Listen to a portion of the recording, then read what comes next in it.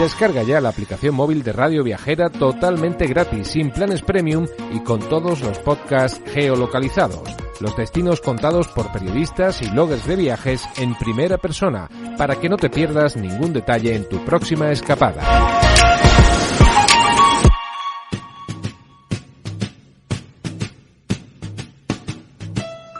Fly me to the moon, let me play among... Estás escuchando El Viajero Accidental con Luz Picos y José Luis Conde del viajeroaccidental.com en radioviajera.com. Hold my hand. Muy buenas, amigos del Viajero Accidental en Radio Viajera. Os saludamos de nuevo Luz Picos y José Luis Conde. Hoy nos vamos hasta Torrelavega, en Cantabria, una gran desconocida, la ciudad que se llama capital del Besaya, por el río que pasa por allí. Y nosotros vamos a hacer un recorrido que le haga justicia, porque hay mucho que ver allí. En efecto, Luz, esta va a ser una guía para recorrer Viernores en Torrelavega. ¿Qué es Viernores? Pues un tesoro que se esconde a los pies del Monte Dobra.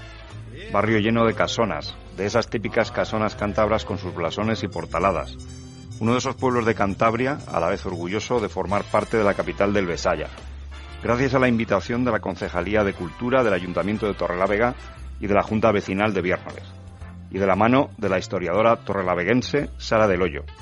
Con ella hablan Raquel Calvo y José Luis Conde, del equipo de El Viajero Accidental. Recorriendo el barrio, qué mejor manera de sumergirse en Viernores y conocer su arquitectura, su historia, sus familias. Como dice Sara, es un Juego de Tronos en pequeñito. Vámonos ya a Viernores.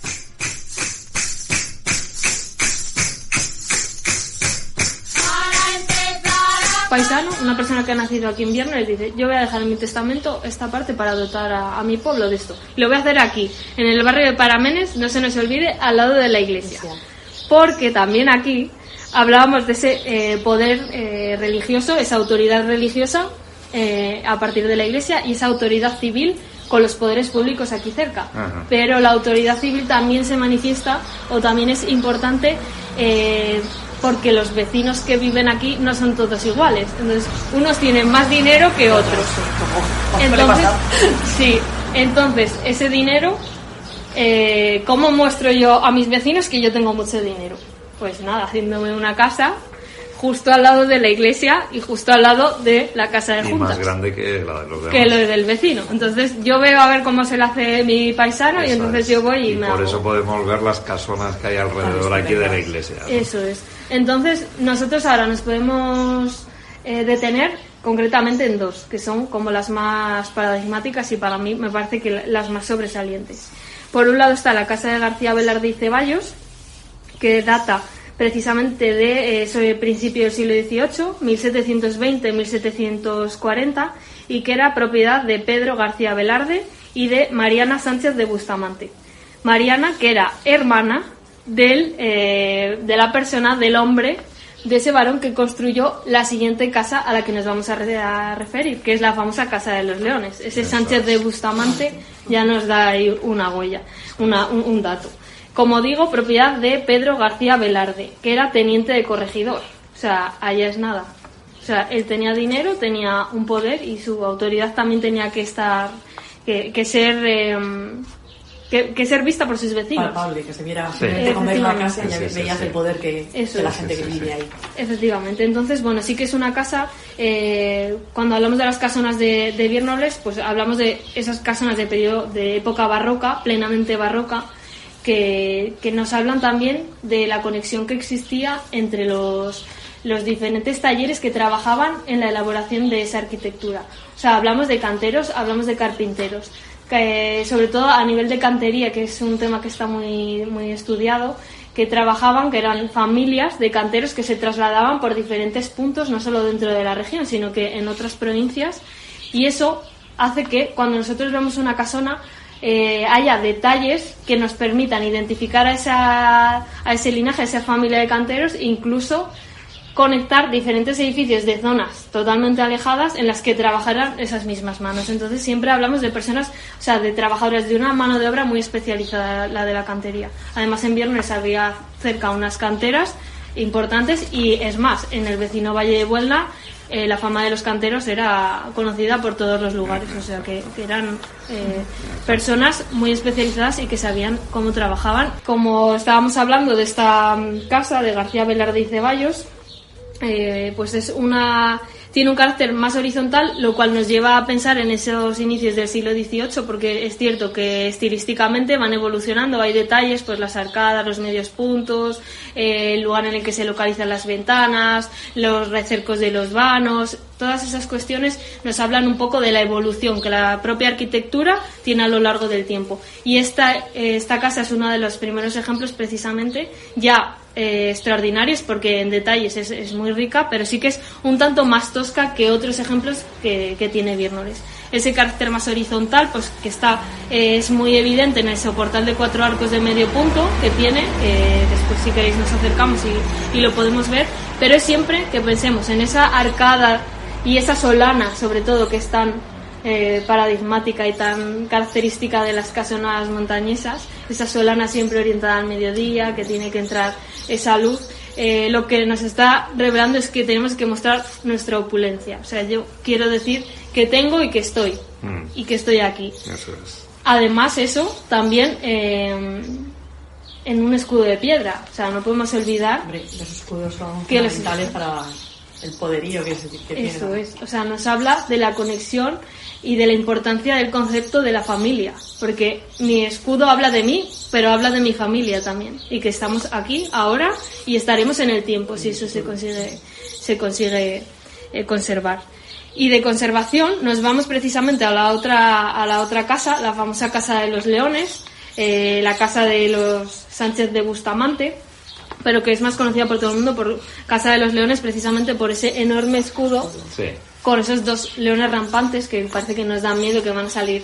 Que un escudo espectacular. Es un despliegue de todo, de todos los recursos. Aquí estamos nosotros. Sí, o sea, y hemos venido para quedarnos. Porque los Velarde tienen su zona de actuación, los Sánchez de Bustamante tienen su zona de actuación. O sea, Viernoles no es por simplificarlo, pero es casi como un Juego de Tronos, porque son distintas familias que tienen que vivir, o sea, que viven aquí y que quieren controlar los recursos, el agua, la madera del monte, etcétera, y que tienen sus dineros con sus aportaciones venidas de Allende los Mares o de Cádiz, de Madrid, de ese negocio de la seda, y que utilizan en decidir, es por lo que estamos hablando ahora, que estamos aquí y queremos estar. De la Casa de los Leones, pues podríamos decir muchas cosas, ¿no? Que es uno de los ejemplos más monumentales de las casonas que se encuentran en Viernoles, porque Viernoles es un libro en piedra, nunca mejor dicho. O sea, nos permite conocer el vocabulario arquitectónico, la evolución de la arquitectura residencial a lo largo de siglos. O sea, hablamos casi eso, pues desde el siglo XV hasta la actualidad, porque en Viernoles lógicamente se ha seguido construyendo. Tenemos que visitarlo por muchos motivos. Entonces, la Casa de los Sánchez de Bustamante es precisamente uno de esos mejores ejemplos y que es de visita obligada para todos aquellos que vienen a Viernoles. Su estilo es ya barroco, más clasicista, o sea, se nota que ya hay una evolución de la casa anterior a la de ahora. Estamos hablando que la Casa de los Leones se construye hacia 1740-1750, o sea, con 2 décadas casi de diferencia, pero el tiempo suficiente como para que evolucione la propia arquitectura.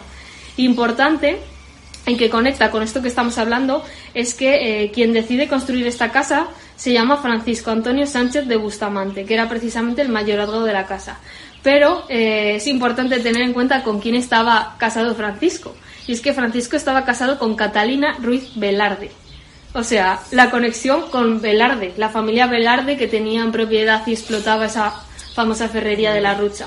Una de las ferrerías, por no decir la más importante durante 4 siglos, probablemente dentro de Cantabria. O sea, no estamos hablando de una ferrería menor. De hecho, quien aporta la fortuna para poder construir la casa y otras propiedades que tiene la familia es Catalina Ruiz Velarde. Su hermano es precisamente la persona de la que hemos estado hablando para el tema de la casa rectoral, esa casa hospital y esa casa escuela. O sea, es la misma persona.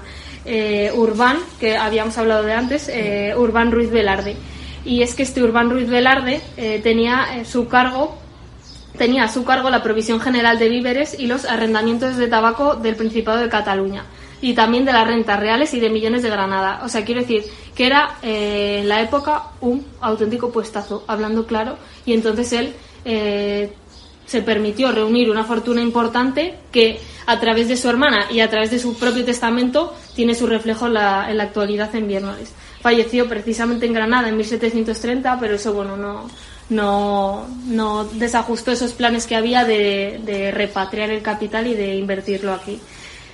Hay que pensar precisamente esa cuestión, que las familias, lo habitual, las familias pudientes, pues había personas con cargos militares, con cargos civiles importantes, con cargos eclesiásticos, o sea, eran familias de numerosos, o sea, con una serie de personas que, pues uno estaba relacionado con la iglesia, otro estaba relacionado con la autoridad civil, si no eran corregidores eran ayudantes de quiero decir que se movían en unas esferas de poder pues totalmente diferentes a las que podía tener aquí un labrador, un vecino normal, que también es una cosa que sucede en Viernoles y no así en otros puntos de la localidad, del municipio, perdón, y es que emigró mucha gente pobre, por decirlo de alguna manera. Eso está investigado por un profesor de la Universidad de Cantabria, Miguel Ángel Sánchez, que estudia precisamente esos movimientos demográficos.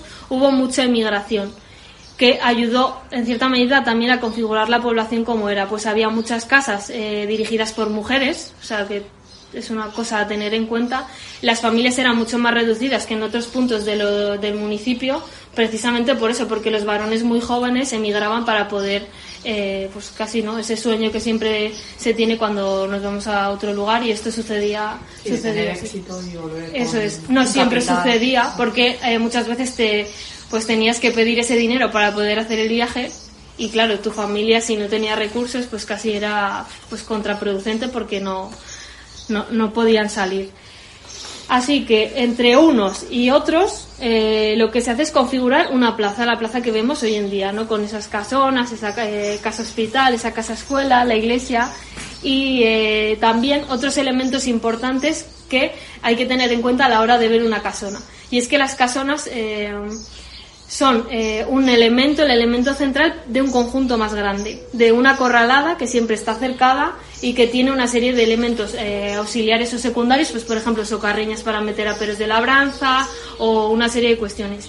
Importantísimo es precisamente las portaladas. O sea, portaladas que ya vemos en otras localidades que nos encantan, y que en Viernoles tenemos todavía alguna, otras se han perdido. Y precisamente la de la casa Sánchez de Bustamante, la de la Casa de los Leones, la hemos perdido. Afortunadamente contamos con fotografías que nos permiten conocer cómo era esa portalada. Según los vecinos, pues más o menos hasta los años 50, 1952, se sabe que esa portalada estaba aquí, estaba dedicada precisamente a San Antonio de Padua, que en la parte superior pues había ahí una hornacina en la que estaba la figura. Como digo, está desaparecida. Tenemos noticias, hay quien dice pues que está en un sitio, otros dicen que está en otro sitio, pero el caso es que donde tenía que estar no está. Entonces es una cuestión que tenemos que poner sobre la mesa siempre. Entonces, ¿qué es lo que queremos legar nosotros de lo que hemos recibido? O sea, nuestro patrimonio arquitectónico, nuestro patrimonio cultural está aquí porque alguien decide protegerlo o no protegerlo.